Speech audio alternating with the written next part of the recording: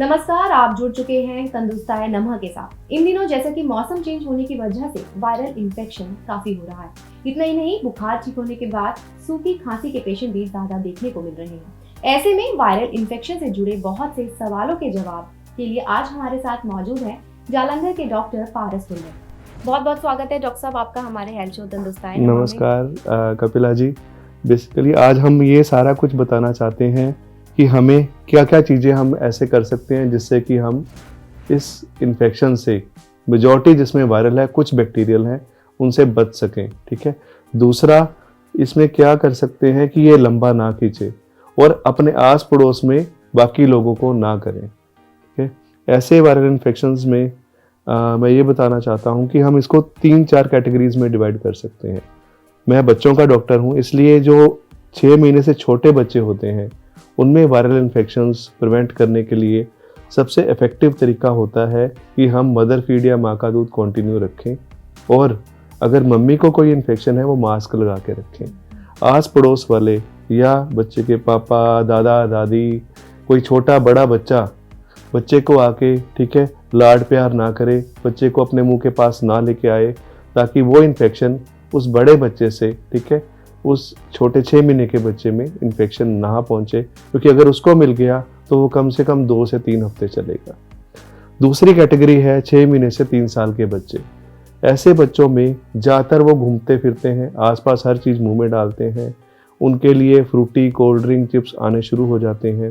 और उनको जब सबसे ज़रूरी होता है कि छोटे बच्चों में इन्फेक्शन के लिए हमें बड़ों का ठीक होना ज़रूरी होता है।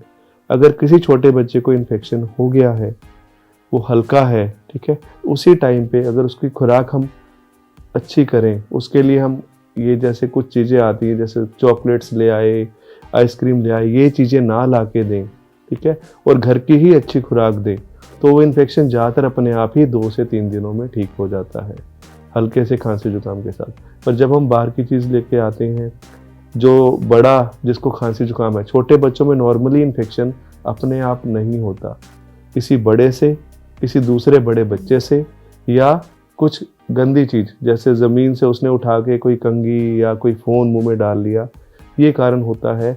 उस फ़ोन में हमारे गंदे हाथ लगे हुए हैं, उस इससे बच्चे को इन्फेक्शन होने का खतरा बढ़ जाता है, और वो फिर हम तो ठीक हो जाते हैं 3-4 दिनों में, बच्चा लंबा खींचता है। तो prevention is always better than cure. Doctor साहब, इसको अगर देखें वायरल इन्फेक्शन को, तो इससे सबसे पहले बच्चा कैसे जा सकता है? जो जिन लोगों को अभी नहीं हुआ है वो क्या करें इसके लिए? उसके लिए यही है कि आपको पता है कि अगर आपके घर में किसी को वायरल इन्फेक्शन हो रखा है, वो मास्क डालें उस टाइम, ठीक है, क्योंकि एक खांसी में आपको 1000 से 1 लाख कीटाणु आपके एनवायरनमेंट में चले जाते हैं। तो जब वो मास्क डाला होगा, वो कीटाणु को ख़त्म होने में 5-10 मिनट लगते हैं, तो वो आपको मिलने से बच जाएंगे और आपको उससे बचाव मिल जाएगा। ठीक है। और दूसरा, ठीक है, अगर आप बाहर गए, खासकर अगर किसी बच्चे को वायरल है, फीवर हो रखा है, उसको स्कूल भेज दिया, तो वो 8-10 और बच्चों को वायरल करके ही वापस आएगा। तो ऐसे में आप का बच्चा भी ठीक रहे और आसपास के बच्चों को भी वायरल इन्फेक्शन ना हो, तो उसके लिए बेस्ट यही होता है कि हम स्कूल बच्चे को 2 या 3 दिन छुट्टी करा दें। ठीक है। अगर फीवर 101 या 102 से ज़्यादा है, तो बेस्ट होता है कि किसी आसपास अच्छे डॉक्टर को दिखाया जाए। ठीक है। दूसरा, प्रिवेंशन का बेस्ट वे होता है avoiding packed food and giving. अगर आपके बच्चे को मीठा पसंद है, तो आप कोई गर्म चीज़ जैसे खीर, कस्टर्ड, हलवा उसको दें रेदर देन आइसक्रीम या कोल्ड ड्रिंक। ठीक है। ऐसे ही अगर आपके बच्चे को, ठीक है, घर का खाना हमेशा इन्फेक्शन को वर्सन होने से रोक सकता है। तो अगर कोई बड़ा पर्सन है, उसको वायरल इन्फेक्शन हो गया है, तो वो दूसरों को ना हो, वो क्या करे उसके लिए? उसके लिए सबसे ज़रूरी यही होता है कि बड़ा, ठीक है, जैसे अगर बाई चांस मुझे वायरल है, तो मैं एक तो मास्क लगाऊं, दूसरा सिंपल मेथड्स लाइक गरारे करना, ठीक है, घर में कोई भी गरम, जैसे कई बड़े कहते हैं काढ़ा देना या तुलसी वाला दूध देना या अदरक वाला दूध देना, वो लेने में बिल्कुल कोई हर्ज नहीं है। ठीक है। दूसरी चीज़, ठीक है, अगर हमें बुखार नहीं है, तो ऐसे में steam is a very good method, जिससे हमारा वायरल लोड कम हो जाएगा। दूसरा, ऐसे में 1 या 2 दिन ड्यूटी से छुट्टी करना बेस्ट वे होता है कि हमारा वो जो 99-100 का बुखार है, अगर हम 2 दिन प्रॉपर रेस्ट लेंगे, ठीक है, तो वो जल्दी ठीक हो जाएगा। अगर हमने वो 2 दिन हमने ड्यूटी पे गए तो फिर हमें अगले हफ्ते छुट्टी लेनी पड़ेगी पूरी। तो इमीडिएटली जब हमें पता है कि हमारी तबीयत ख़राब हो रही है, हमें हल्का सा बॉडी एक्स हो रहा है, तो हम उसी टाइम हम पैरासीटामोल लेके हम पूरे रेस्ट पे चले जाएं, ठीक है। और दूसरा कि हमें आसपास वालों को भी बता दें कि हमें हल्का सा है और आप अपना ध्यान रखना शुरू कर दें। अब जब किसी पेशेंट को फीवर हुआ, वो उसने मेडिसिन ली, वो ठीक भी हो गया, रिकवर हो चुका है अच्छे से, उसके बाद उसको किस चीज़ का ज़्यादा ध्यान रखना है? मेन सबसे ज़रूरी यही होता है कि जब जैसे हो गया, कई बार वो खांसी होती है, खासकर जैसे एटिपिकल इन्फेक्शंस होते हैं, पर्ट्यूसिस या पैरापर्ट्यूसिस, उसमें उसको कहते हैं हम 100 डेज कफ। वो खांसी लंबी चलती ही चलती है।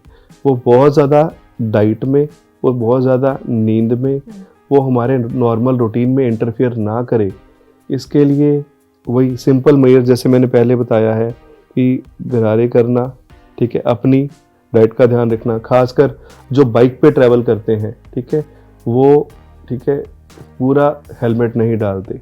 हेलमेट डालने से ना सिर्फ हमें जो वैसे प्रोटेक्शन मिलती है, प्लस ठंडी हवा ना लगने से हमारी खांसी या मिट्टी घट्टा ना मिलने से रास्ते का हमारी खांसी भी लंबी नहीं खींचती है, ठीक है। इसलिए वो मास्क पहनना और प्रॉपर शीशे वाला हेलमेट पहनने से हम सिंपल उस मिट्टी घट्टे से बच सकते हैं। आसपास अगर किसी ने, जैसे कई बार हम देखते हैं रास्ते में किसी ने जो सूखे पत्ते या कुछ जला रखे होते हैं, तो उस एरिया से हमें अवॉइड करना चाहिए। वो मिट्टी घट्टा is a source of prolongation, ठीक है।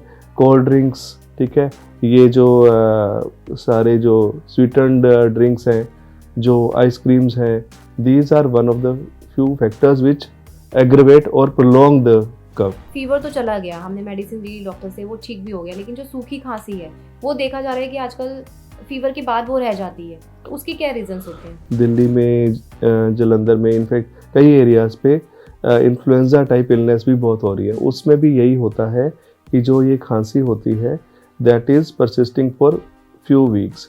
उसमें वो फ्यू वीक्स से 1 या 2 वीक में ख़त्म हो जाए, उसी के लिए हमें कोशिश करनी चाहिए। हमें टेंशन नहीं लेनी चाहिए कि खांसी बंद नहीं हो रही, हमें ये करना चाहिए कि हमारा नॉर्मल रूटीन उससे धीरे धीरे ख़राब ना हो। उसके लिए हमेशा वही, जैसे कि हमें अपनी डाइट पे, अपने एनवायरनमेंट पे और ध्यान रखना चाहिए। जैसे आपका एक बार कहीं भी स्किन में झरीट लग जाए, ठीक है, आप अगर उसको कवर करते हैं उस झरीट को, वो 3 से 4 दिन लेती है। अगर उसमें जख्म बन जाए तो उसको हफ्ता लग जाता है जख्म को ठीक होने में।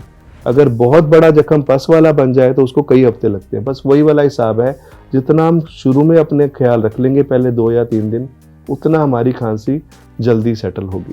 तो डॉक्टर साहब, इसके कोई अन्य लक्षण भी हैं, कैसे पहचान सकते हैं कि हाँ, देखो, कई बार ज़्यादातर वायरल इन्फेक्शंस में फीवर अगर तेज हो भी वो फ्रीक्वेंट में ही आता है। अगर 101 पे आता है तो 101 पे ही आएगा, वो 4-4, 6-6 घंटे, वो इंक्रीज नहीं करेगा। दूसरा, वायरल इन्फेक्शंस में जो रेशा होता है हमारा नाक का या खांसी के अंदर, that is totally watery colour, mucus की तरह होता है। वायरल इन्फेक्शन में लोग घरेलू उपचार भी करते हैं, क्या वो करना सही है? देखो, कुछ घरेलू उपचार जैसे बाहर का खाना बंद करना, घर में गर्म खाना देना, ठीक है, हल्की सी तुलसी, हल्की सी हल्दी, ठीक है, और हल्का सा कोई भी अपना बिनक्शा, ये सब यूज़ करना, उसमें कोई हर्ज नहीं है, बशर्ते उसमें हमें पता है कि we are using quantity we are using small quantity. अगर हमारे पास कई बच्चे ऐसे आए थे कोरोना के टाइम पे, जैसे 1 गिलास में 1 चुटकी दूध हल्दी की जगह 1 चम्मच डालने के बाद वो बच्चे की धड़कन 150-200 पहुंची हुई थी। तो हमें जब भी घरेलू उपचार करना है, अपने लेवल पे हल्का फुल्का ही करना है, बहुत ज़्यादा अपने लेवल पे, ठीक है, किसी का सुन के बहुत ज़्यादा एक्सेस में करेंगे, excess of everything is bad, वो नुकसान भी कर सकती है। इसमें कई बार हम डोलो खा लेते हैं, तो क्या वो बार बार लेना सही है? देखो, सब बुखार की मेडिसिन्स में पैरासीटामोल, वो डोलो के नाम से भी आती है, वो क्रोसिन के नाम से भी आती है, वो कैलपोल के नाम से भी आती है, वो कोई भी आप यूज़ कर सकते हो।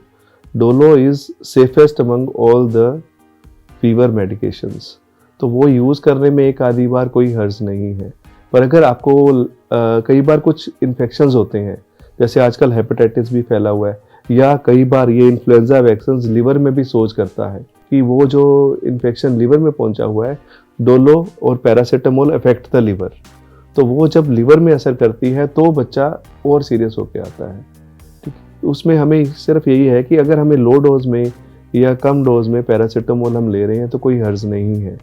पर अगर हमारा यूरिन पीला हो रहा है या हमें लग रहा है कि कुछ पेट दर्द शुरू हो गया या उल्टियाँ शुरू हो गई, तो ऐसे में हमें लग रहा है कि डोलो हमें, ठीक है, इन्फेक्शन के साथ मिलके, अकेले नहीं, अकेले डोलो इतना नुकसान नहीं करती, इन्फेक्शन के साथ मिलके हमारे लिवर पे नुकसान कर रही है। तो उस केस में हमें पैरासीटामोल अवॉइड ही करनी है और ब्लड टेस्ट फिर हमें लिवर का कराना पड़ता है कई बार।